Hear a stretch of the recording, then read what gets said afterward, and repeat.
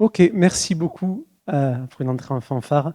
Donc, je vais donc vous parler de ce qu'on a fait dans notre chaire, où on était nombreux. Il y avait Mathieu Serrurier, Béatrice Laurent, qui étaient co-chairs, puis des étudiants de thèse qui ont presque tous soutenu. Et on a essayé de travailler sur la problématique de l'IA de confiance. So the issue was, can I trust my algorithm? Et nous, on a regardé un petit peu dans l'autre sens, est-ce que mon algorithme me trompe?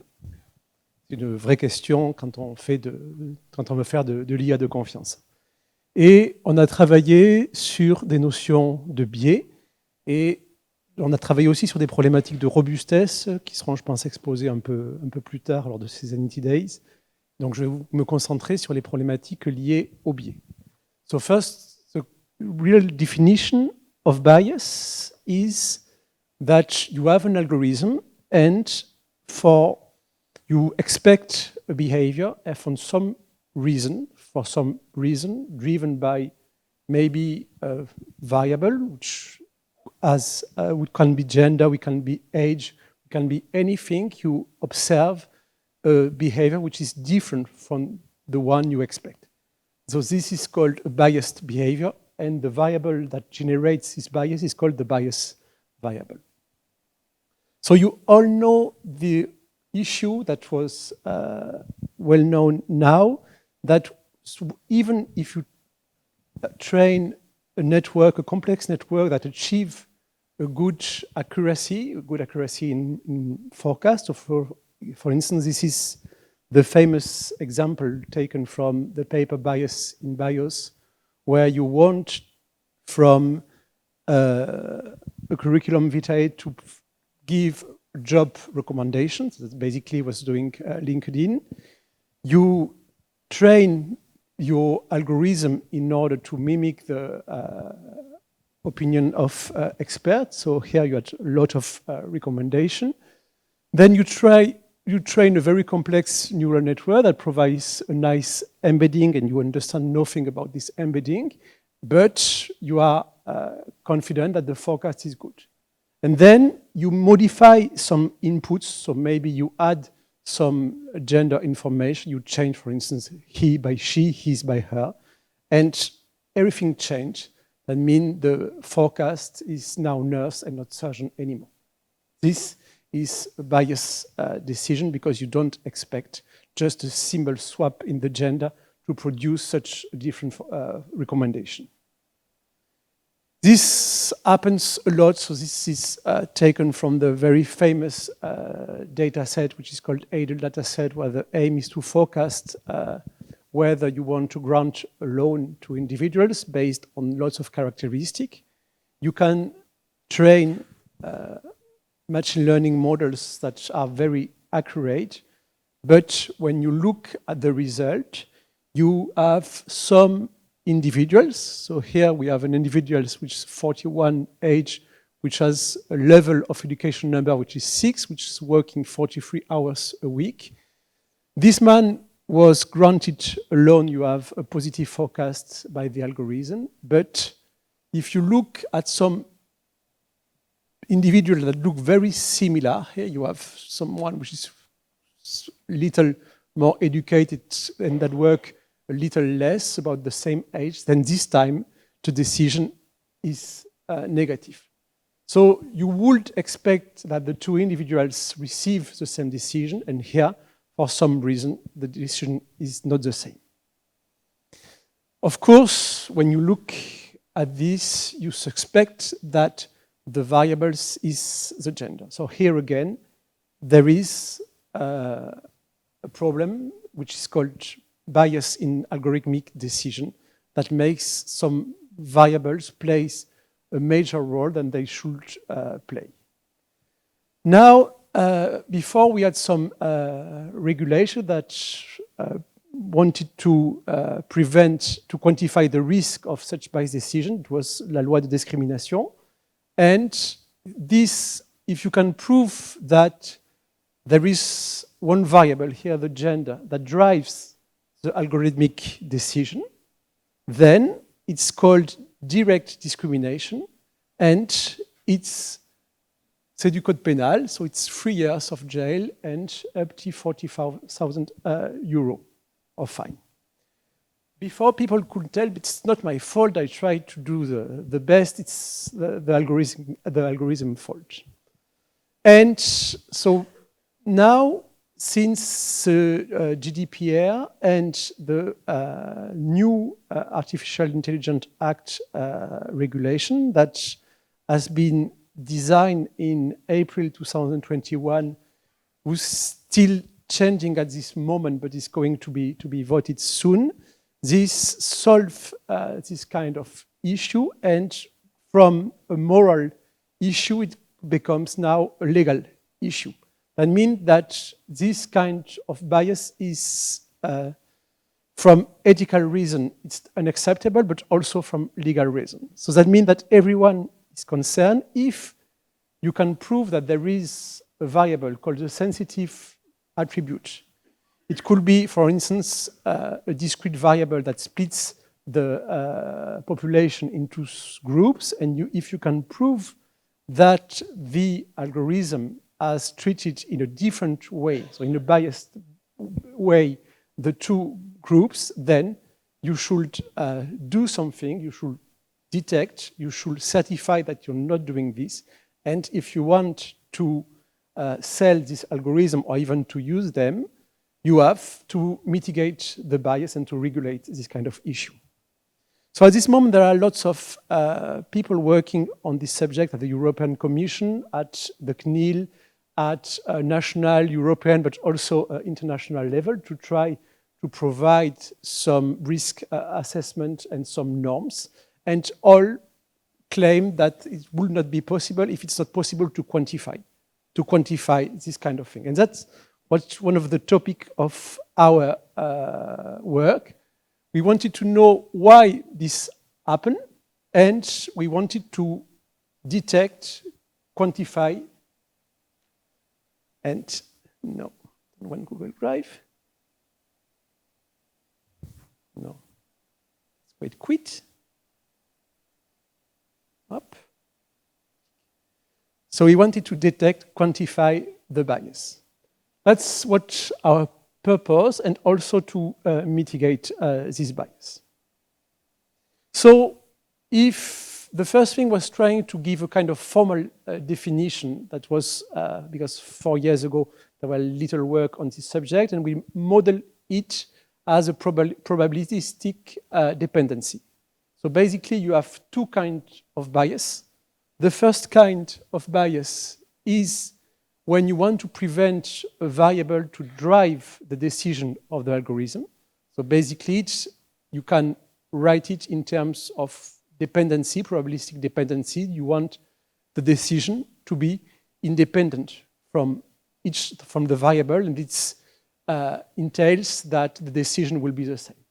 Sometimes it's completely stupid to have the same decision for all. So for instance, if you want to build an algorithm that does facial recognition, of course, you want the color to help you identify the person. But in the second kind of bias is when you have an algorithm that behaves very goodly for men, even from different ethnic origin, but that performance is lower for female, and you have a kind of, in this case, what is called an intersectional effect, when you have two groups, here women and Afro-American female, which are impacted.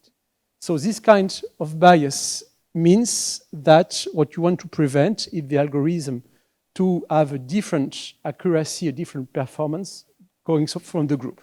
So this time, the way you model it is not independence, but you want the error to be independent. That means you want the decision to be independent, knowing that you know the true output of the algorithm. So once you model it, so it was done 4 years ago, there were a thriving number of ways to measure this kind of dependency, because in probability, it's easy to say that something is independent. Almost independent, you have different ways of defining this, because you want to quantify this thing. So lots of people in the machine learning literature provide all kinds of measures of this kind of bias. So they try to provide this. Our point of view was to use sensitivity analysis using this kind of Sobol indexes, and we were trying to provide a kind of different way of interpreting this one. But this does not give you, this gives you some kind of measure, but that, well, I think our most significant impact was to understand this problem in terms of optimal transport. So just to, that's the definition of distance in the optimal transport setting. It's called the Wasserstein distance between two distributions, and the distance is a way to move this distribution to this one, so you could look at all the couplings. And the measure we proposed was to say if there is an issue of bias, that means that in fact the algorithmic model, the model you built, G of X of A, in fact has a different behavior for all groups. So that means that if I look at the distribution of the algorithm, then the distance is different. If I want to assess the bias, I should look how far these two models are. And the good way to quantify this should be to look at the variability of these measures when A changes. So we propose this kind of fairness measure to assess the variability of the law of the algorithm. You may say that this is a choice, but in fact it's a good choice. It's a good choice because we were able to provide something which was very useful in statistics, which is called lower bound. And in fact, we were able to provide that this, minimizing this criterion ensures that it's the best way to have fairness while having the same accuracy. So when you want to minimize an accuracy, that means you want your algorithm to be effective because you want your algorithm to explain the world, so you want a higher accuracy. But when at the same time you want to mitigate the bias, in fact, the lower bound depends on this quantity. So this quantity is the optimal quantity you have to minimize when you want to mitigate the bias. We prove it in regression, we prove it in classification, it's in ranking, it's everywhere. So this is a true theorem. So this gave us a new way to quantify bias. So it's complicated because this Wasserstein quantitate is complicated. So we have first to provide some theoretical result that gives you the asymptotic distribution of this kind of object. So this kind of object, if I write it for only two measures, in fact, it's this, you can look at the distance between the barycenter between the two distributions.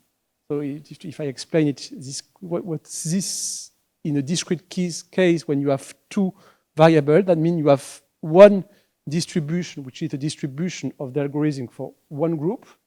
So let's say female, here male, and the good way to assess fairness is to look at the barycenter between these two measures and to look at the variability between these two with respect to the barycenter. So when you have a criterion, then of course you can mitigate with respect to this criterion. So you can pre-process the learning sample, the data, by looking at fair representation of the data. That means you try to remove information. You can try to control the way you build the algorithm. So that's So for instance, we have an open toolbox where we have this kind of fairness measures, which is encoded in scikit-learn and PyTorch.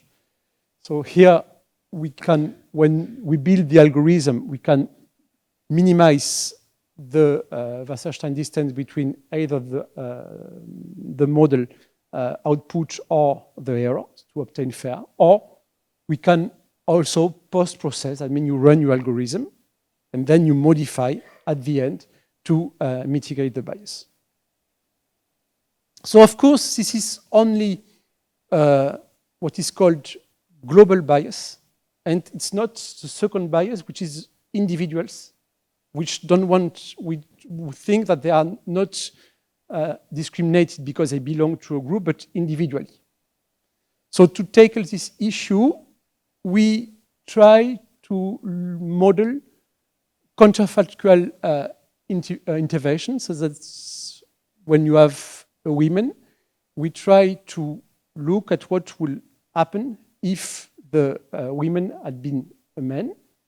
But you don't change only one variable, but you try to understand how does it affect you to be transformed into a woman. So for instance, to better understand in one dimension, if I look at the height, we all know that the height of women are slightly lower than the height of men. So if Bob is 186 tall, if Bob was a woman, what should be his height? Depends. If you assume that the height is completely free from the gender, then Alice should be 1.86 m. But if you want to take into account that men and women are different, then what you would look here at the quantile here in the distribution of the height of men and say that you want to transform this quantile into the same quantile, but for the distribution of women. That should be fair. So when you move quantile, in fact, what you do without knowing it, you do optimal transport, and you transport this one-dimensional distribution into this one. So even here, so it's transport in one dimension, it's only looking at the quantile, so it's quite easy, but you could extend, and that's what we did in higher dimension. And basically the idea is trying to look at the transformation of individuals and trying to understand what happens when you change sensitive variables by moving all distribution. So that's what we did, and we were able here again, using this optimal transport point of view, to mitigate individual bias using this kind of counterfactual intervention. So I almost running out of time. It's nice because so basically we try to provide a kind of formal background to better define this notion of bias, to quantify, to have a way to certify by having real statistical tests, to try to prove that your algorithm is, you can trust it or not, because you provide bias. And when there is an issue, we try to correct it. What we want to do next, we want to work in the same direction, but now we want to be useful. And to be useful, we want to really go from the field of machine learning to the society. And for this, we try to apply what we did in societies. That's why we have proposed a multidisciplinarity chair with researchers from economy, like Alex and Renaud. We have people from the law school with Jessica ENAR in order to go beyond the pure mathematical tools and to look at their impact, the real impact of bias for trials, for instance, and also to look at the economic impact. And to do that, we were trying to look if we are able to audit algorithm in a black box way, try to certify this algorithm, the absence of presence of bias, if they are trustworthy, to quantify this and trying to look at the impact. Of course, we want to do this for even the most complicated algorithm like generative AI. So just to finish by a work we have already done in collaboration with INRIA research project, which is called Regalia, which are also one of our partners, is that we were asked to audit a recommendation algorithm that try to, what he claims, give you food at the best prices. And we were trying to see if you could really trust this algorithm, or if this algorithm, which is quite famous, was not fooling you in a certain way. So we were facing a black box algorithm. We don't know the code. We can only play it on a limited budget, because if we have too much query, then the algorithm detects us and change its behavior. Or what he did, I don't know if the algorithm was detecting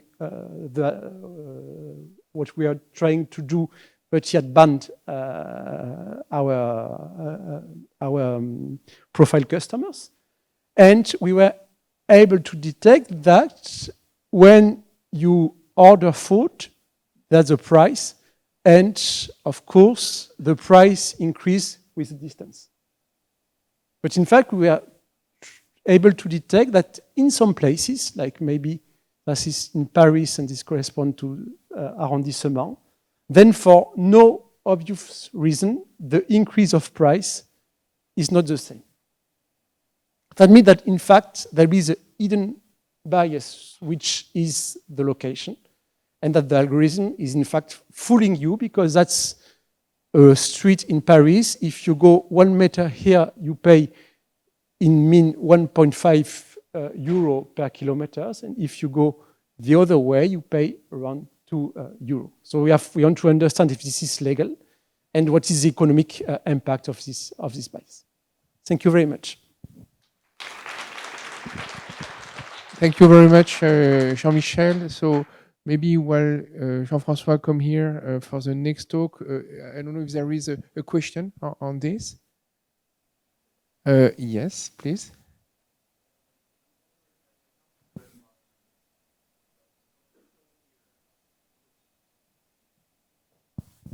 Okay, sorry. So I come from the environmental side. So what you show here, for me, looks relatively simple. And the question in ecology is always, can we trust what AI can do? So I'm not sure. I mean, I'm not a mathematician. I learn a lot of new things, but I wonder how your approach can be applied to this context.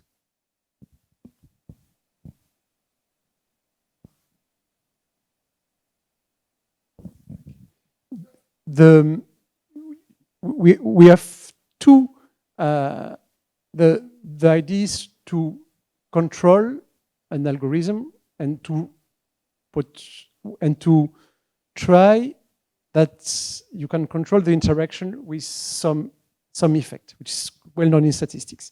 So I show you some example here, but you have lots of example in medicines, for instance, and I assume in the environmental setting you have, I think, lots of uses of this kind of technique. But what is more tricky is when you don't know the variable. So I didn't show you, but there is one field of research when you try to design what is the worst case of the worst subgroups. So you try to not to look at one fixed variable, but try to build a subcategory, maybe an intersectional effect, or to imagine a known source of bias that could be removed or not. And that's here we go from bias to almost explainability of bias. And here we have some techniques to do this, and this is complicated, and it's also deserve, and of course you have lots of examples in the environmental studies, so we'll be happy to discuss. Thank you very much. So now maybe Jean-François, the floor is yours. Thank you very much, Jean-Michel, for the last talk.